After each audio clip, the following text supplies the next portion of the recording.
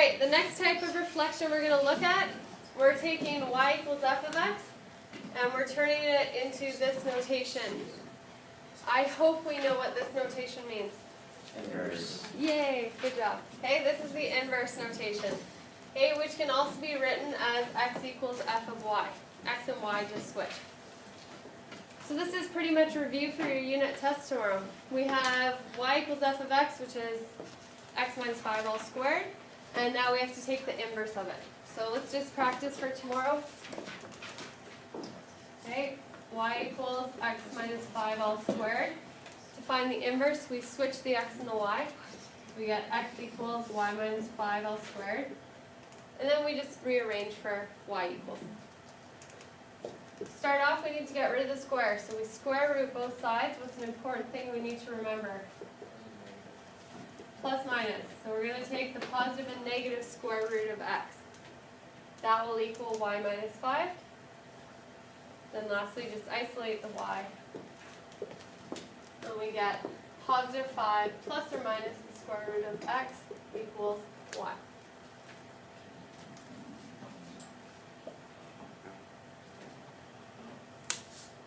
Okay, what we learned from inverse functions in the last unit is that if we take a few critical points and we switch the x and the y, then we can graph the other function.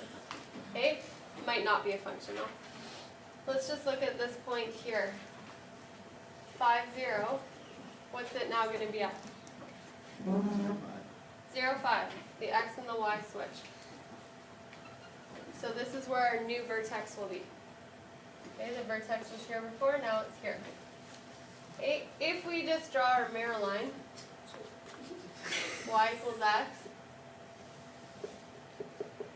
Any predictions? Do you think the arms are going to open this way, or are they going to open the other way?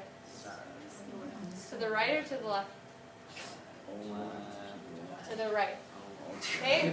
And the reason why, we just learned this with our reflection over the y-axis and the reflection over the x-axis. We have a few invariant points, and they're always going to exist on the reflection line. So do you think that changes with inverses? Or do you think the invariant points will also exist on the reflection line? They will.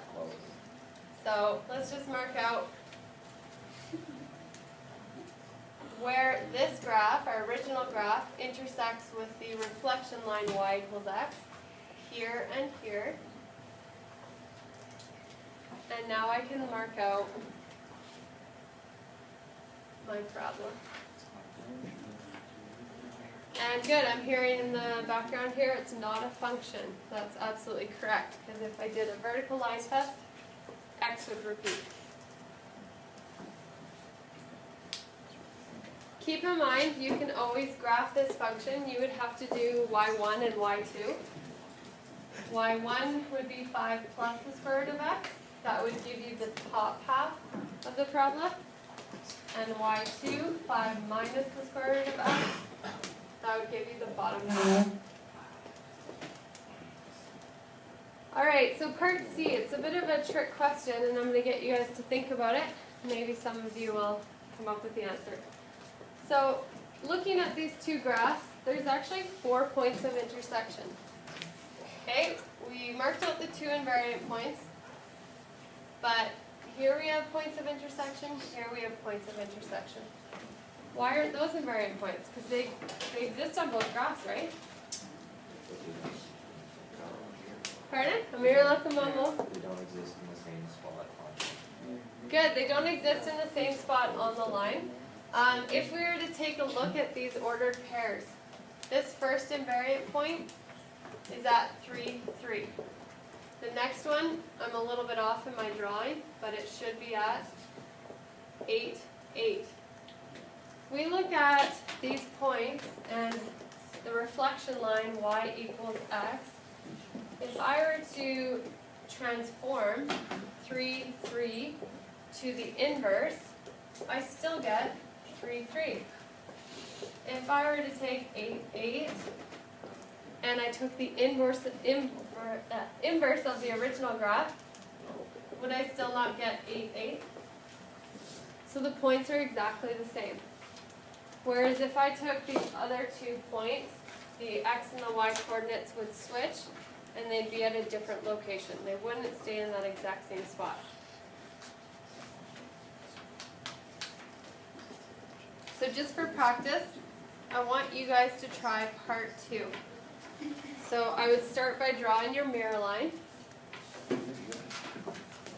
Figure out what the equation of the inverse is, and if you need your calculator to help you with the drawing, go ahead. Yeah.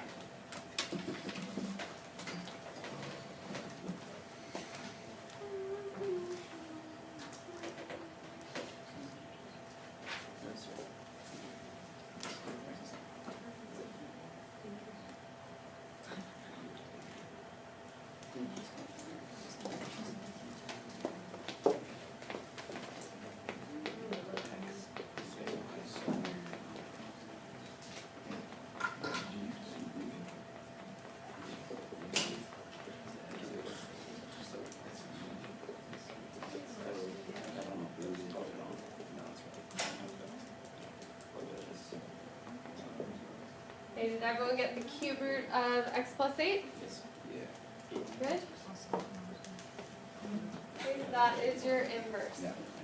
And you're not taking the square root, so you don't have to do the positive and negative. It's just the cube root.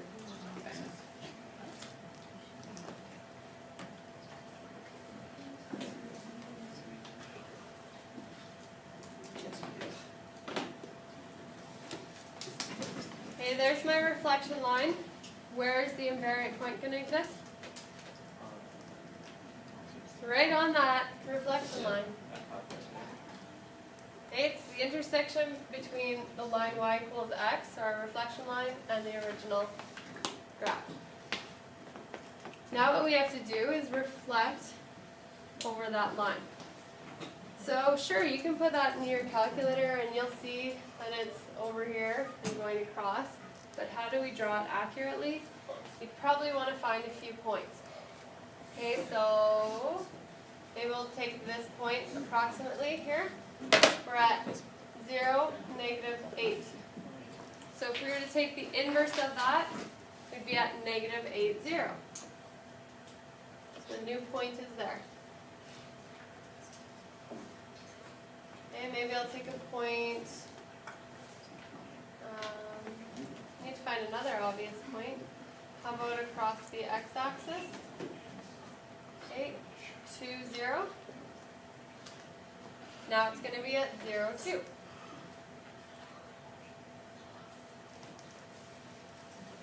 Just to get the bend of this bottom piece accurately, I'll also take a point here.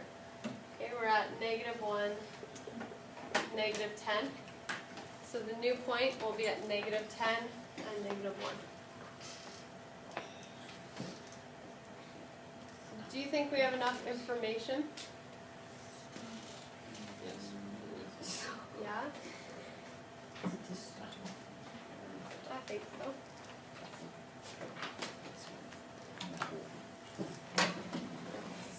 Okay, we just have to connect the dots.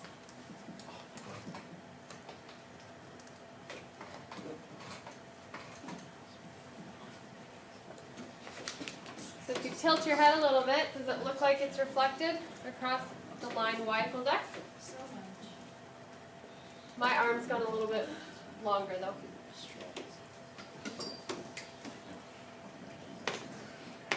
Okay, good. Okay, so if we were asked how does the graph of y equals f of x compare to x equals f of y?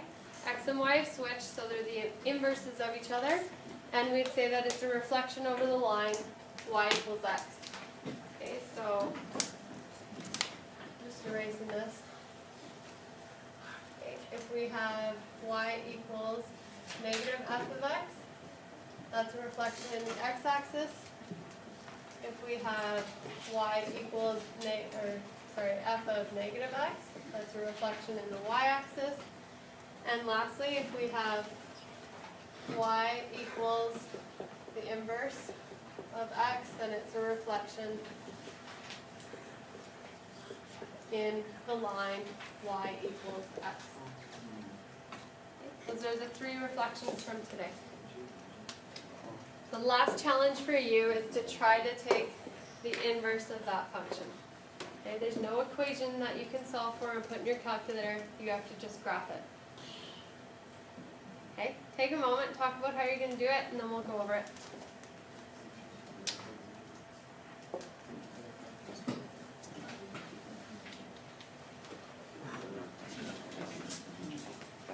Grab that.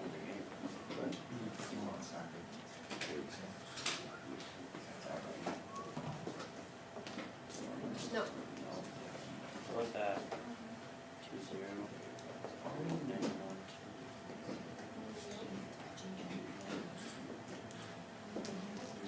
Put your head, What?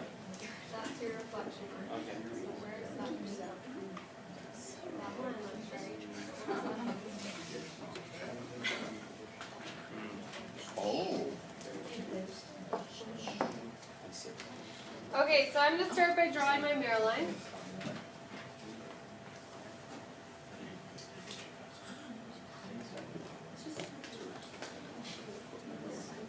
And some of you might be talented and you're able to just look at it and know how it reflects across that. For me, X and Y axis, that's easy, but for whatever reason, Y equals X, that takes me a little bit to think about. And that's because the points don't line up. Like, you can't just count a couple spaces and then move it to the other side. Okay, so what we have to do is just mark out a few critical points here. We have, what is that, -1, 2? So -1, 2, that's now going to move to +2, -1. So let's count 1, 2, and down. Maybe I'll put the new points in blue so that we know what's what. Okay, let's find another important point. How about the x-intercept? That's at -3, 0. So the new point will be at 0, -3. So 1, 2, 3. Okay, we'll take one more. How about the other x-intercept? That's at 1, 0. So now we'll be at 0, 1. Okay. So here's the general shape of our graph, but we have to remember there are arrows, so we just extend. Now if I tilt my head, I look at it and go, okay, I did a good job.